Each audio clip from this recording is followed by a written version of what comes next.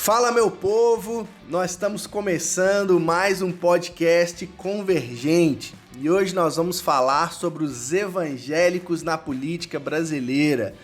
Fica conectado com a gente aí e vamos convergir.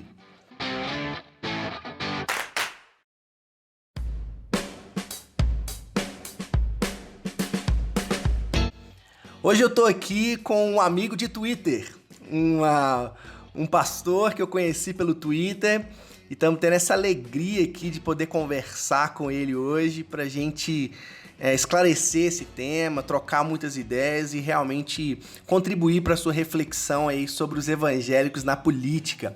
Eu estou aqui com o pastor Alexandre Gonçalves, direto lá de Joinville. E é uma alegria poder contar com você aqui, viu, pastor?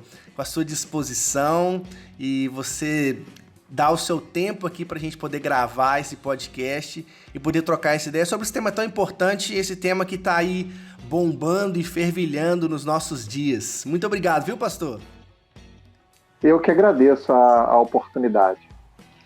Bom demais. Pastor, eu quero que você comece falando um pouquinho de você. A gente estava conversando aqui nos bastidores um pouquinho, né? Mas eu quero que você fale um pouco da sua história. Eu que te conheço lá pelo Twitter, a gente já conversou um pouquinho no WhatsApp, um pouquinho no direct lá do Twitter. Ouço as suas histórias do Ministério Pastoral que você coloca lá, que eu acho sensacional as histórias que você compartilha lá. Mas eu queria ouvir um pouquinho de você, assim, de como a sua história, como você tem atuado. Eu percebo que esse tema da relação do povo evangélico com a política é um tema muito importante para o senhor, que você realmente gasta o seu tempo para realmente esclarecer as pessoas ali no Twitter, contribuir para esse debate. Então eu queria ouvir você um pouco nesse aspecto. Começa se introduzindo aí para o pessoal. Bom, uma boa noite, bom dia ou boa tarde, deve depender da hora que você vai ouvir. Meu nome é Alexandre Gonçalves, eu sou pastor pentecostal, né? Uma igreja, o que a gente chama da primeira onda, né?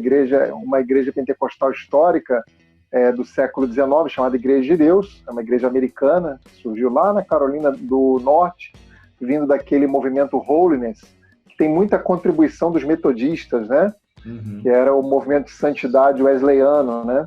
Embora, no nosso caso, a gente veio de uma congregação batista lá na Carolina do Norte, que aí, por conta da questão do batismo com o Espírito Santo, acabou, então, se formando a Igreja de Deus.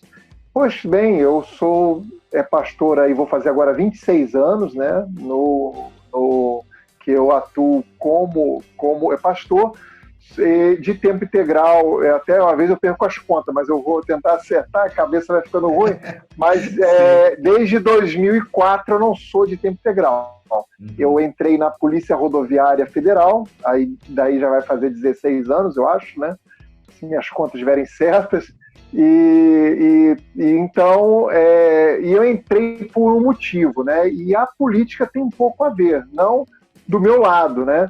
O que ocorre é que, desde que a igreja começou a se envolver com essas questões de política e querer separar os irmãos por conta da sua preferência política, eu tive que realmente abrir a minha boca e falar de maneira mais enfática contra isso e outras incoerências do nosso meio, que quem está no nosso meio conhece, né?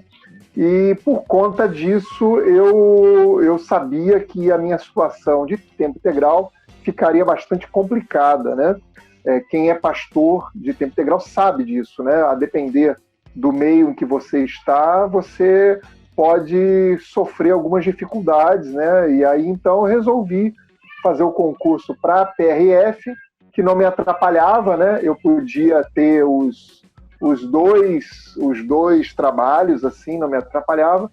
E aí, então, eu fiquei no Rio de Janeiro como pastor até 2006, né? E depois, então, vim para Santa Catarina atuando aqui. Antes disso, fiquei como missionário em Cuba. O propósito era ficar durante 5 anos, né? A gente abrindo igrejas. Infelizmente, por conta do regime que não permitia, né, isso já faz tempo, isso foi em 96, eu não sei muito bem como está hoje, mas na época eu estava ilegal, né, eu só tinha o visto de turista, e ficamos um ano lá, conseguimos abrir entre 16 e 18 igrejas nas casas naquele país, mas fui convidado a me retirar. Eu, a minha falecida esposa, na época, e minha falecida filhinha, né? E a gente teve que sair do país, né? Não posso entrar mais lá, pelo menos eu acho que não, né? Porque tem um carimbão no meu passaporte que eu não podia voltar. Mas, graças a Deus, deixamos lá entre 16 e 18 igrejas nas casas, lá nesse período de um ano. Foi um período muito gostoso. Foi, assim, um dos melhores momentos da minha vida lá. E que eu, assim, tenho um amor muito grande por aquele povo. E ali eu aprendi que a gente não pode estar em extremos. A gente tem que ter o nosso coração alargado para poder amar e receber bem a todos. Então, mais ou menos é isso aí que é a nossa vida. E também aí a terceira coisa é que, por conta do meu trabalho na PRF, né, de uma maneira meio admirável, porque as minhas posições não são, vamos dizer assim, majoritárias na nossa corporação, me elegeram para ser representante sindical em Santa Catarina. Então eu trabalho como diretor do sindicato da Polícia Rodoviária Federal, e a gente, de alguma forma, acaba, né, se envolvendo num tipo de luta por uma categoria, e que tem a ver também com uma luta social, né? Esse é o nosso trabalho aqui, basicamente, né? Muito bom, pastor. Nossa, eu não sabia, né, dessa questão sua, dessa vida missionária em Cuba. Que legal esse trabalho aí pastoral, missionário, né? Eu também tenho em mim, assim, na minha família, eu sou filho de pastor também. E também na minha família a gente tem essa veia missionária muito grande, assim, né? A gente sempre atuando em projetos missionários, em plantação de igreja. Legal, legal. Mais uma coisa em comum que a gente tem aí, isso é muito legal. Fico feliz de ouvir. Eu acho que legal também o pessoal te conhecer mais, né? Quem só te segue no Twitter agora pode conhecer um pouco mais da história por trás, da sua jornada, né? E é importante, a gente tem que conhecer a história, né, pastor Cid? Porque a história vai nos formando, né? As nossas experiências vão nos moldando, né? Moldando quem a gente é e moldando realmente nossa forma de enxergar a vida, de perceber a vida, né? E eu queria que você começasse falando um pouco, assim, sobre como que você enxerga essa relação. Você falou, e aí, muita da sua atuação e da sua percepção frente à vida, de evitar esses extremos, né? Como você percebeu isso na sua experiência missionária fora do Brasil. E você também aí, como você falando que as suas posições fez você tomar algumas decisões na sua vida profissional para que você tivesse certa, assim, liberdade de poder falar com força e questionar quando precisa. Mas como você enxerga essa relação hoje dos evangélicos na política? Assim? Como você percebe essa relação? Como que você enxerga isso?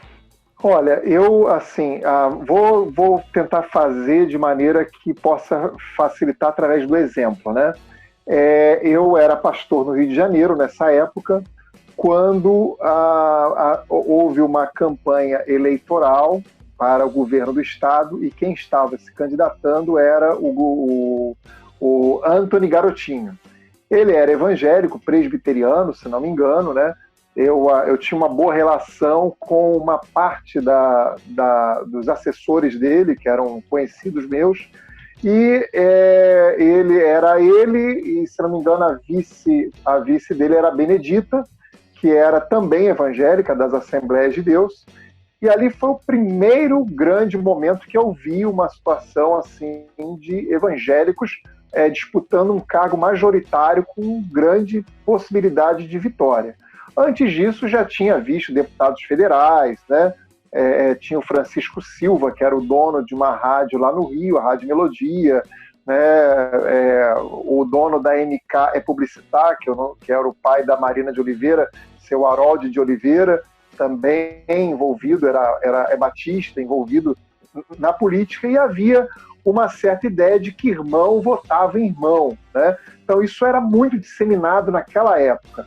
Só que havia uma diferença, havia um respeito para quem tivesse uma ideia diferente. Por exemplo, na denominação que eu sou, que é muito tradicional, assim, tanto nos costumes, né, a gente tinha, por exemplo, vários que na época, em 89, por exemplo, um pouco antes disso, votaram no Collor, acho que foi a maioria, né? eu e mais alguns, na época, a gente optou por votar em Brizola, por exemplo, né? Mas não sofremos nenhum tipo assim de ataque. A gente conversava fora da igreja, mas nunca via assim uma coisa de se atacar e dizer: você não é cristão porque você votou em Brizola. Isso eu nunca ouvi. Em 98, se eu não me engano, é em 98, eu posso estar errado, tá, na data, mas é o que mais ou menos eu lembro. Em 98 teve então essa campanha, o Garotinho acabou ganhando a eleição, né? E aí a coisa ficou um pouco complicada, porque embora eu tivesse até pessoalmente, não na igreja, porque isso é bom fazer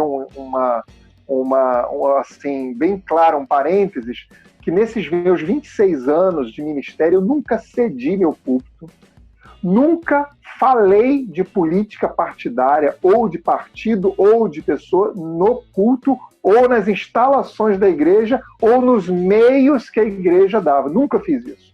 Sempre entendi, inclusive até o regimento da nossa igreja proíbe isso, embora alguns pastores desobedecem, mas o regimento e o nosso código de ética também impede esse tipo de atitude. Mas eu apoiei ele assim, porque vi que das opções que tinha, era alguém que tinha uma proposta humana, no sentido assim de que era inclusiva, né, que era isso que a gente queria, principalmente por causa, na época, a gente tinha trabalhos em todas as comunidades. A gente tinha, em 91, ajudado, em 91, 92, a fazer a EVB com o pastor Caio, que era uma associação evangélica que tinha uma ideia de fazer com que houvesse, né, uma ética maior entre os pastores e os evangélicos, um código de ética até. E então a gente estava trabalhando nas comunidades, ajudando e tudo. E aí, beleza, ele entrou. Só que no momento que ele entrou, criou-se ali um programa de cheque cidadão, de entregar cheques com valor ali, era um cheque que dava um valor para a pessoa comprar comida, né? E ele usou as igrejas para fazer a distribuição. E aí começou o problema. Porque aí, é claro, houve uma cooptação muito grande, né? E eu me lembro de que nossa igreja queriam que a gente fizesse a distribuição também, e era uma briga entre os pastores para quem pegava mais cheque cidadão, porque era a igreja que cadastrava as pessoas para receber. Imagina que coisa absurda, né? Nossa, então a igreja fazia o cadastro para quem precisava, recebia esses cheques, né, e entregava. Aí você imagina que coisa absurda, né? E aí era aquela guerra, e eu realmente me posicionei de uma maneira assim, bastante radical contra isso. E aí a coisa só foi piorando, né? Só foi piorando bastante.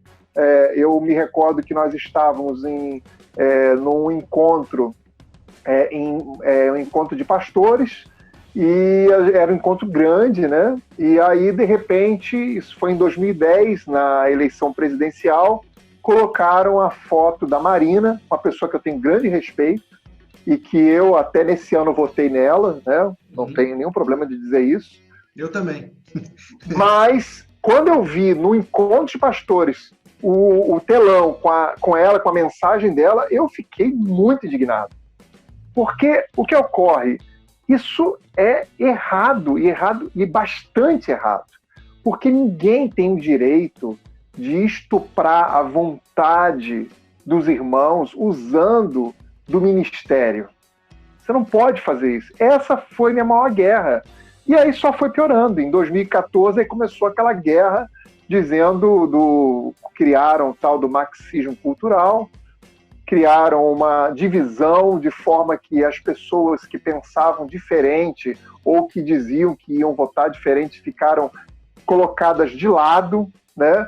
Ou seja, criaram uma separação que a Bíblia não deu, a Bíblia não separa dessa maneira, a separação da Bíblia é joio e trigo. Da onde tiraram isso, né?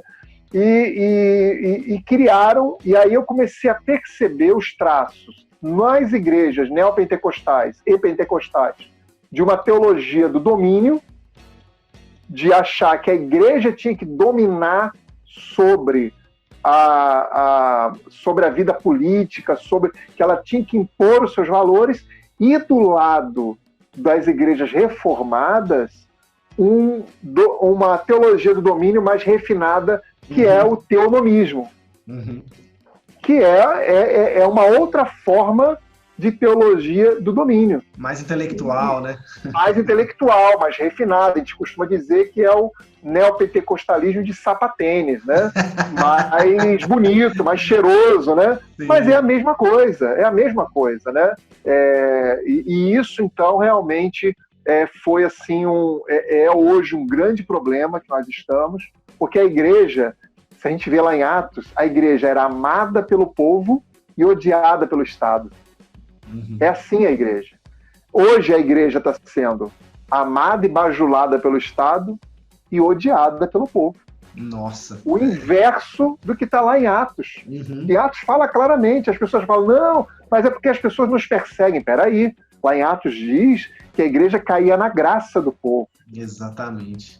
A perseguição vem do Estado, porque a igreja ela é revolucionária. Em que sentido? Não no sentido de pegar arma, de tirar ninguém do poder, é no sentido de ir contra o sistema mundo. Enquanto o mundo diz, a contracultura, enquanto o mundo diz, se alguém vier na tua casa, invadir tua casa e roubar tuas coisas, tu pode matar aquela pessoa. A igreja diz não. Jesus falava o contrário. Se alguém demandar contigo para andar 1 milha, ande 2. Isso é revolucionário. Isso é completamente diferente. Só que isso hoje é arcaico. Isso hoje, a igreja hoje, não vê assim. Ela vê diferente. Ela vê que isso é coisa, desculpe o termo, de otário. E não de um discípulo. Né? Que é alguém que tem o Espírito Santo, que é manso e humilde como Jesus, né?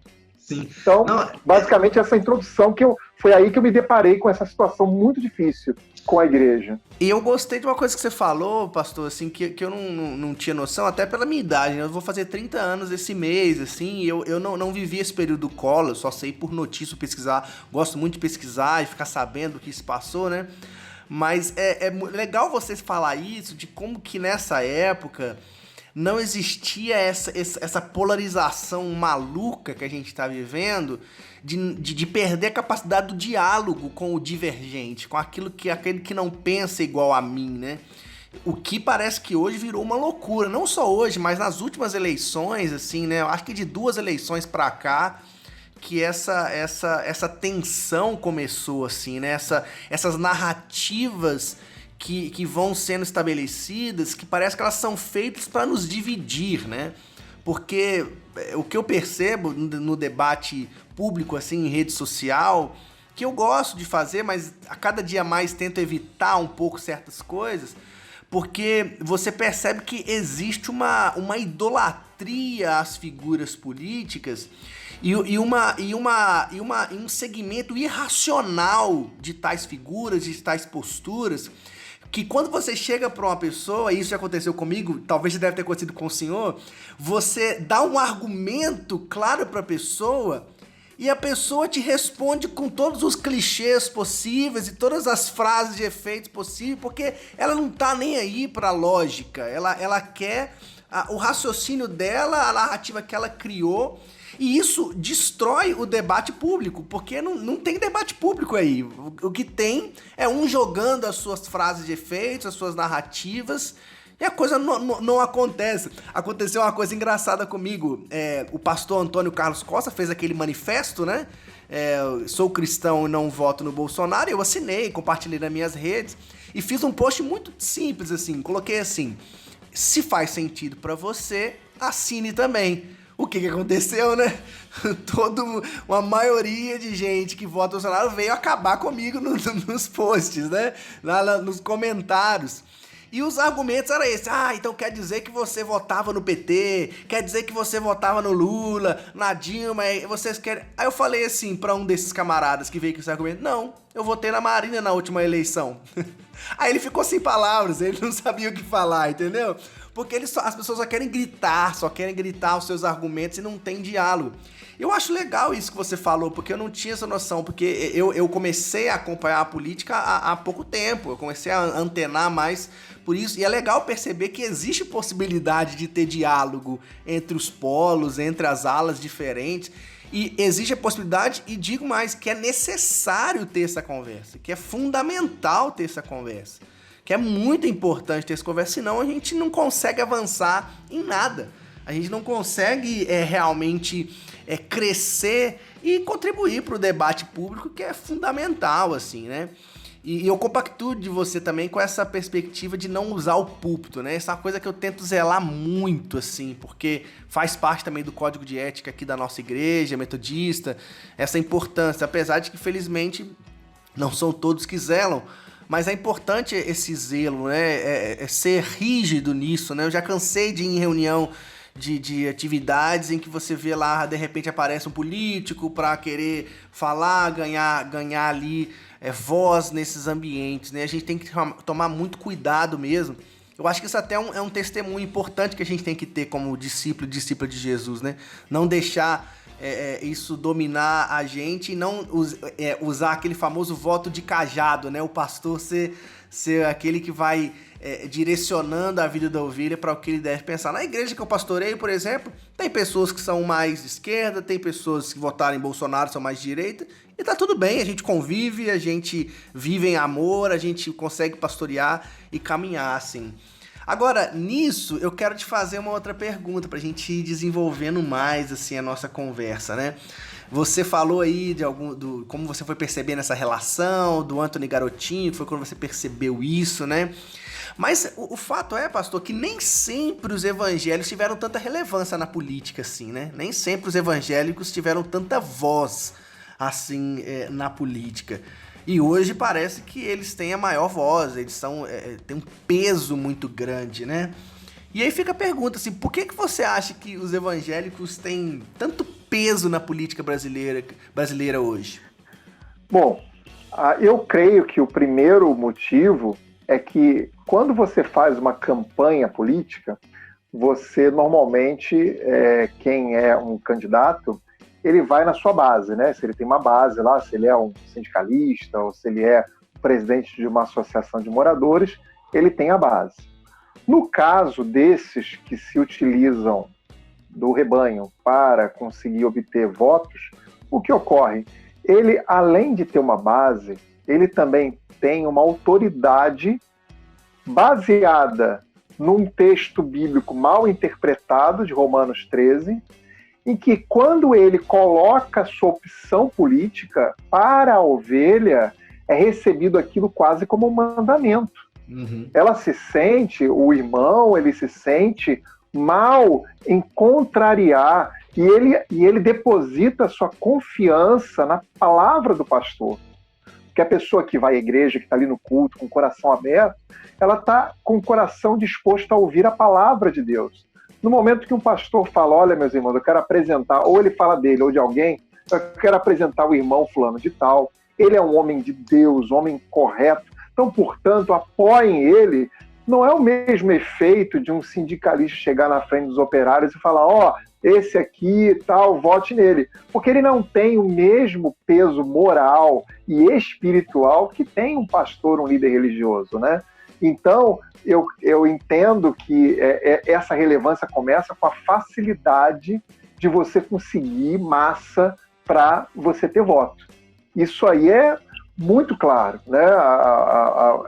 Você, por exemplo, quando eles querem o apoio da igreja, eles não precisam ir na igreja hoje, é só ele conversar com os pastores. Ele vai, o político reúne, por exemplo, na nossa cidade aqui, se ele tiver uma reunião com 8 pastores aqui, ele consegue ser prefeito dessa cidade aqui. É só ele reunir com 8 pastores.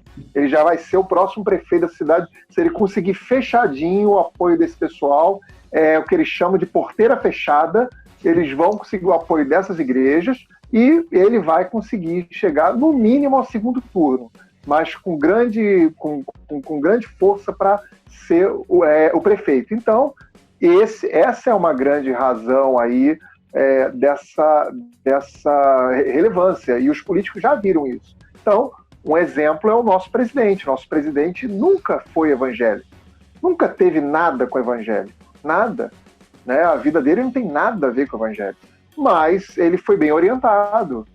Se aproxima, esse pessoal é uma adesão forte. Collor, ele nunca buscou essa adesão, mas ele teve essa adesão na campanha dele. que não foi uma busca. Só que a diferença é que, no caso do Collor, ele não era uma figura esdrúxula. Ele não era uma figura que você poderia dizer assim, não, esse aí eu teria as minhas severas críticas a ele. Mas eu jamais poderia dizer que o irmão que estivesse votando nele estaria errado. Ele era um postulante, como outro qualquer, um democrata, nunca disse que tinha que acabar fechar STF, fechar Congresso. Era uma pessoa normal, que tinha umas ideias neoliberais, né? Tinha realmente um passado de corrupção, mas vários deles têm, né? Então, assim, agora, no caso, não. Então, essa relevância dos evangélicos hoje, ela se deve muito a essa questão, que o pastor hoje, ele tem um domínio, né? E aí ele entra nessa pauta. E aí, se eu estiver falando muito, você, por favor, pode me interromper, tá? Não, vai. Porque tem o outro lado, que é o outro lado da questão da relevância dos costumes morais, né? Por exemplo, nós tivemos o caso do prefeito do Rio, né? Que é um bispo da Universal.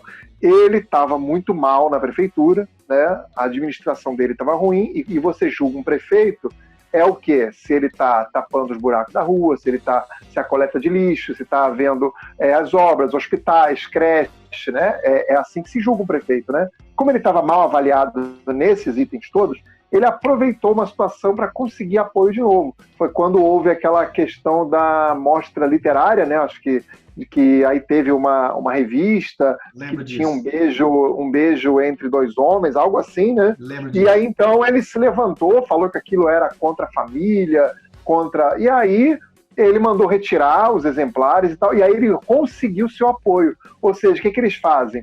Como eles são mal avaliados naquilo que deve ser avaliado um gestor, né? Ele muda o campo da avaliação e vai para o campo moral. E aí as pessoas não votam no prefeito, votam num guru de costumes morais. Votam em alguém que está ali para poder regrar sobre homossexualismo, adultério, sobre pornografia, mas não é para isso que nós votamos em alguém, né? Isso nós temos na nossa fé pessoal, dentro da nossa igreja, daquilo que cremos.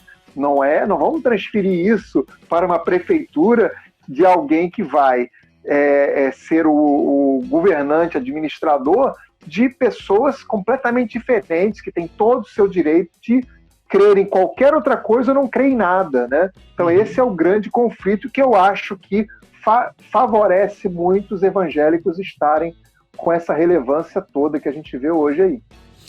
E essa relação da religião com a política não é novidade, né? Assim, a gente percebe isso desde Constantino, já percebemos essa instrumentalização da religião para fins políticos, né? Tem gente que chega perto de mim e fala assim, nossa, eu tô assustado com a real situação. Eu falo, não, só você ler a história e ver que isso não é novo.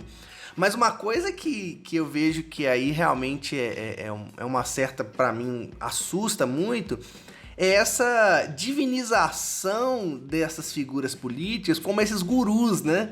Eu não quero um gestor público que cuide bem dos mais necessitados, que cuide do bem comum, né, da sociedade, mas eu quero um cara que vai lá e pense e siga os meus valores morais e que tenha discursos inflamados, né? E esse cara é o cara que tem a minha intenção. Assim, se é isso, aí você não tem argumento pra debater nada, fica uma coisa extremamente rasa, vazia, porque aí você quer um cara que vai lá e grita, mas realmente não faz nada. E você falou na outra fala, e pega um gancho nisso, questão dessa teologia do domínio, né? E isso faz muito sentido nesse aspecto, porque realmente os evangélicos têm essa teologia que perpassa, né, o povo evangélico, essa ideia do domínio, né, que a gente tem que dominar a sociedade. E eu já ouvi gente evangélica falando assim, não, seria bom se a religião evangélica fosse a religião oficial do Estado, seria excelente, seria muito bom, não é o ideal, pastor? Eu falei, você tá maluco, irmão? Você não tá entendendo o negócio, não é por aí, cara. E a gente tem o senso comum evangélico, né? Vamos dizer assim, a gente pode falar isso. Porque eu até não gosto de falar, não sei você, mas eu não gosto de falar sobre igreja brasileira, porque igreja brasileira não existe, né? A igreja evangélica brasileira não existe, é uma pluralidade absurda que a gente não tem noção. Uma questão, a igreja que o senhor pastoreia, eu não conhecia a igreja do senhor, não conhecia essa igreja, conheci através do senhor, mais uma tradição importante que eu não conhecia. Então, assim, a gente tem que tomar muito esse cuidado mesmo, essa fala sua é importante pra gente puxar o freio de mão. A gente precisa puxar o freio de mão e acordar para algumas coisas, para não divinizar as figuras políticas, não idolatrar, porque o tema da idolatria precisa voltar realmente às nossas pregações, né? Porque a gente tem idolatrado figuras políticas hoje, tanto no espectro da direita, da esquerda. A gente tem idolatrado essas figuras, isso faz um mal para o debate, isso realmente não contribui em nada para o nosso debate, só fica uma coisa vazia, rasa, e isso me preocupa muito essa perspectiva.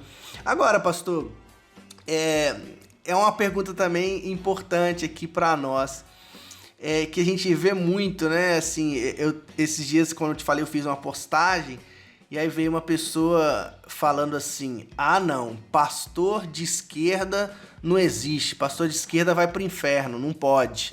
Não pode ser pastor e ser de esquerda. Eu falei, uai, cara. Aí eu perguntei, pastor, e de direita pode? Eu perguntei assim pra ele, né? Porque o cara avalia o ministério pastoral do outro pelo espectro político, e não pela ação pastoral dele. A mesma forma que eles julgam os gurus, eles querem julgar a gente, né? E aí um cara começou a tecer algumas acusações. Pastor de esquerda não visita as ovelhas, pastor de esquerda não prepara sermão. Começou a falar isso, assim, né? Ou seja, certas acusações levianas que não fazem sentido nenhum. E aí a pergunta, o evangélico cristão pode ser de esquerda? Pode ser de direita? Pode ou não? O que você acha? O que você tem a contribuir sobre isso? Eu acredito que pode. Eu acredito que ele pode ser de esquerda e também pode ser de direita. Claro, entendendo que o leque da esquerda é muito amplo e o da direita também. Então eu vou fazer minhas ressalvas. Eu não acho que um cristão possa ser de uma esquerda revolucionária, daquela que acredita que através de uma revolução, de uma guerra, né, civil, que se retire do poder e instaure ali uma ditadura do proletariado em que os meios de produção sejam estatais. Isso eu não consigo acreditar que dentro do evangelho isso seja cabível. Também não acredito que um cristão possa ser de uma direita que acredita que bandido bom é bandido morto, que acredita que nós temos sim, que um cristão tem que andar armado e se tiver que reagir, ele reage, que o Estado não tem que cuidar de ninguém, que é a meritocracia e cada um se vira, né? Isso também eu não consigo acreditar que um cristão possa optar por isso. Por isso eu costumo dizer que o melhor caminho do cristão é a moderação. Ele pega o que tem na esquerda, ele abre como se fosse uma caixa de bombom e vê ali aquilo que realmente possa valer, possa ser usado. E pega também da direita aquilo que valha e que possa realmente ter a nossa fé. Às vezes tem gente assim que me chama, né? Já me chamaram, você é um marxista, né? Olha, meu irmão é marxista, né? Ele ri muito disso. Porque os marxistas que eu conheço, eu tenho vários amigos, eles falam, não, peraí, alguém te chamar de marxista é louco, tu não tem nada a ver com marxista. Por quê? Porque eu acredito que o sistema econômico que mais produz riquezas é o capitalismo. Eu não consigo ver outro sistema que produza mais riquezas do que o capitalismo. Então, eu sou tudo menos marxista. Porém, eu reconheço que os meus amigos marxistas do passado, eles ajudaram muito para que o capitalismo ele pudesse ser autocriticado, ele pudesse ter a sua força de desigualdade atenuada. E através do quê? De um estado de bem-estar social. Então a gente vê a Europa com um modelo, vários países da Europa com esse modelo. Quando eu falo com alguns irmãos, que da mesma forma que você, Eu respeito na igreja, na minha igreja, a maioria tem mais assim uma propensão a ser de direita. Eu não tenho problema com isso, nenhum problema. E nem penso em convencer. Mas quando a gente está conversando, eu falo, você sabia que na Inglaterra, que é um país que ninguém pode dizer que é comunista, o sistema de saúde lá é público e não pode ter plano de saúde na Inglaterra? Você sabia disso? Eu falo para o irmão. Ou seja, eles aprenderam isso por causa da Segunda Guerra. Com a Segunda Guerra, eles viram o povo sofrendo, então o Estado entendeu, não, nós vamos dar uma saúde pública, né, para o povo poder se tratar. E aí eu mostro, você sabia que nos Estados Unidos, se você ficar mal, se você ficar doente, você vai para a porta do hospital, se tu não tiver dinheiro, você não vai conseguir atendimento? Você sabia disso? É isso que você quer? Você acha que isso tem a ver com o evangelho, que é de acolhimento, que é de ajudar, que é de amar, de abraçar, de recolher as pessoas, né? Não é isso. Então, a gente tem que ter uma posição de equilíbrio, né? Um equilíbrio, porque o evangelho é moderação, né? A gente vê isso, o próprio espírito de moderação que Paulo fala a Timóteo, né? Que a gente tem que ter esse espírito de moderação, ser moderado em tudo, não ir nem para a esquerda nem para a direita, ou seja, não no sentido político, mas no sentido de extremos, né? Sim. No sentido de extremos. Mas a pessoa pode, sim, o irmão ele pode ser de esquerda, numa esquerda democrática, uma esquerda que não queira insurgir-se contra a ordem democrática. Também pode ser de direita, né? Tenho amigos, irmãos, pastores que são de direita, mas não de uma direita hidrófoba, como a gente vê hoje, né? De uma direita que ele quer mesmo que eu, só que por um caminho que ele vê de outra maneira. Ele acha que por esse caminho se consegue o mesmo resultado que eu também quero. Então, esses irmãos não há nenhum problema, e eu acho que é esse o problema. Eu até fiz uma série de vídeos num canal que eu tenho, um canal pequeno que eu tenho no YouTube, Ser Cristão e Não Ser de Direita. E eu fiz esse título para ser provocativo mesmo, porque as pessoas no comentário falam, então tem que ser de esquerda. Eu falei, olha, lê de novo, ser cristão e não ser de direita, ou seja, você não é obrigado a abraçar todo o pacote da direita cristã conservadora para ser cristão. Você não é obrigado, isso não é uma obrigação, não está ligado uma coisa a outra. Porque o evangelho é muito maior que isso. O evangelho não cabe em nenhuma dessas caixinhas, esquerda e direita, ele está muito além disso, né? Isso é importante, né, pastor? Porque antes de tudo a gente é discípulo de Jesus, né? Antes de qualquer espectro político e qualquer posição, nós somos discípulos de Jesus. Então, essa é a minha maior crise recentemente, viu, pastor? Assim, que parece que as pessoas estão negociando assim, serem discípulos e seguir o evangelho em troca de um lado político, né? Parece que o primordial é a opção política. A gente vê isso tanto na direita quanto na esquerda. É fato isso, e isso me incomoda muito, porque isso nos deixa realmente, como você falou, né?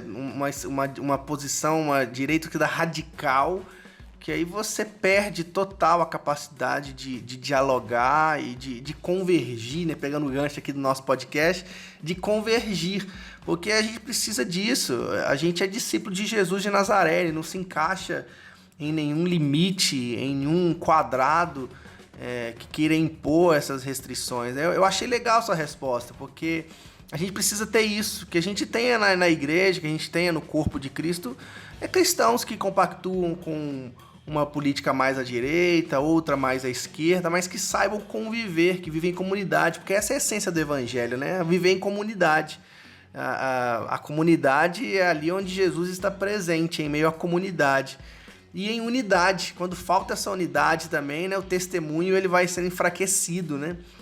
Então essa é uma das questões, eu acho que tem mais feito o povo evangélico ser tão ridicularizado e questionado, porque a gente não consegue ter divergências e ter unidade. Isso é uma loucura, assim. E isso é uma coisa que eu não sei como que a gente vai enfrentar isso. É uma coisa que a gente precisa orar muito a Deus, pedir discernimento para lidar com isso, tanto nas nossas realidades locais e também nas nossas estruturas, nas nossas instituições, na forma que a gente se relaciona, né? Eu sonho de verdade, assim, que a gente tenha lideranças cristãs evangélicas que saibam transitar no meio político de forma madura, de forma séria. Eu conheço alguns, né, mas infelizmente eles são minorias, isso é triste. Porque quando a gente olha para a história, a gente percebe que os cristãos tiveram grande influência no meio político e de forma séria. Nós podemos trazer alguns exemplos aqui. William Wilberforce, na Inglaterra, foi um amigo de John Wesley, que foi ali quase que consultado, teve a consultoria de John Wesley, as orientações, a amizade, e ele foi o cara que lutou contra a escravidão nos Estados Unidos, na Inglaterra, e realmente venceu esse período de escravidão lá na Inglaterra. Era um cara que tinha esses princípios, que tinha esses valores, e hoje a gente consegue ainda ver dentro da igreja cristãos racistas, né?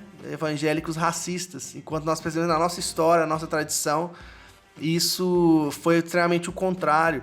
A Igreja Metodista mesmo tem vários personagens. Guaraci Silveira, que foi o primeiro político evangélico brasileiro, era um metodista.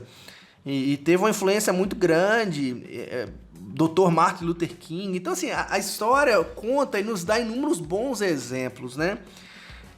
Assim, é uma situação que a gente precisa realmente rever. E eu acho que essa conversa ajuda muito. Eu acho que ajuda a gente a ter uma posição diferente, uma posição mais humana, mais clara perante a vida, assim. Eu fico muito feliz. Fiquei feliz demais de te ouvir, assim, me ajudou muito a clarear algumas ideias, a acrescentar novas perspectivas. E legal também de ver como que você lida com isso na sua vida pastoral, no seu dia a dia, né? Eu peço a Deus que Deus te dê força aí, Deus continue dando força pra ser essa voz, né?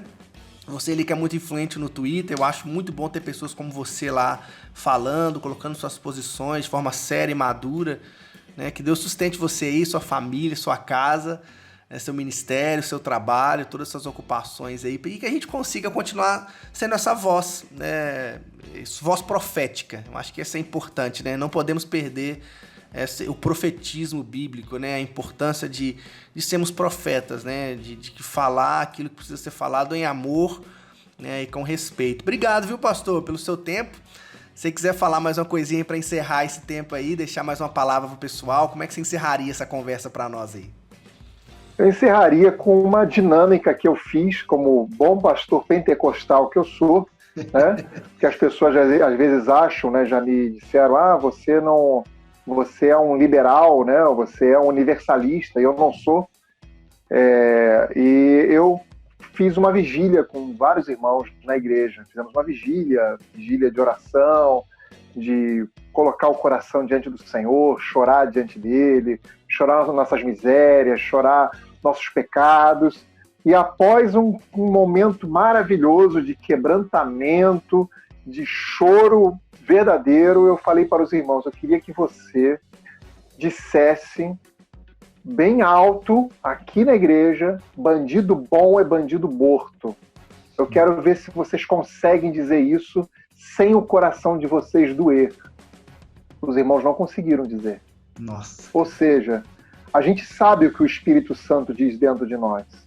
A gente sabe muito mais até do que a própria experiência da leitura escriturística. A gente sabe da vida de Deus dentro de nós que se entristece com esse tipo de fala.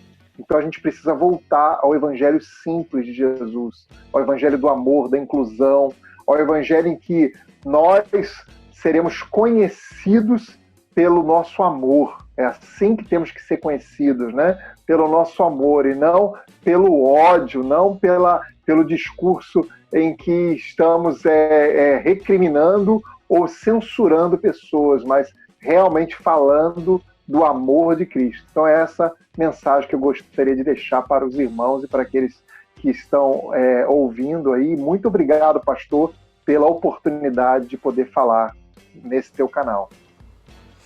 Não, pastor, obrigado demais. Que história, que história legal demais. Muito bom, dinâmica sensacional e espero que realmente gere muito efeito essa nossa conversa aqui, viu? Mais uma vez, um abraço. Deus abençoe você aí, tá? Amém. Obrigado.